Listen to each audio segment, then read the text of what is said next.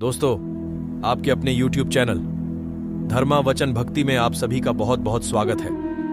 दोस्तों, अगर आप भी श्री कृष्ण के भक्त हैं तो कमेंट में जय श्री कृष्ण अवश्य लिखें। शास्त्रों में कहा गया है कि जिस मनुष्य की भावना जैसी होती है उसे उसी अनुरूप अगला जन्म मिलता है। खास तौर पर मृत्यु के समय उसकी जैसी सोच रहती है या वो जिस ख्यालों में वह रहता है वह काफी हद तक अगले जन्म में उसके लेख और योनि का निर्णय करता है। संसार में जितने भी जीव है वह किसी न किसी रूप में हर युग में और समय में रहे। आज के इस पोस्ट में हम जानेंगे कि किन गलतियों के कारण पुरुष का अगला जन्म एक ही स्त्री के रूप में होता है और आप इन तीनों में से एक भी गलती करते हैं या नहीं। जानने के लिए पोस्ट को अंत तक जरूर देखें।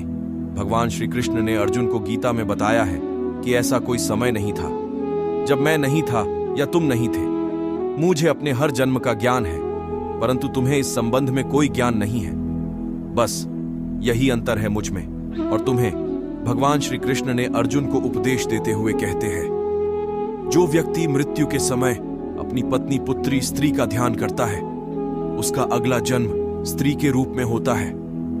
अगले जन्म में स्त्री बनने का एक और बड़ा कारण यह है कि जो व्यक्ति स्त्रियों में अधिक रुचि रखता है या उनके साथ रहकर स्त्री का व्यवहार करने लगता है वह खुद भी अगले जन्म में स्त्री ही बनता है।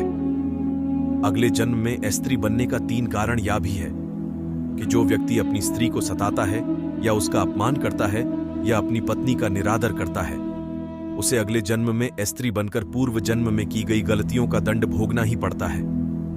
तो मित्रों, आप तो समझ ही गए होंगे कि कौन से पाप के कारण स्त्री बनता है अगले जन्म में। तो क्या आपके मन में कोई भी सवाल है तो हमें कमेंट बॉक्स में जरूर बताएं।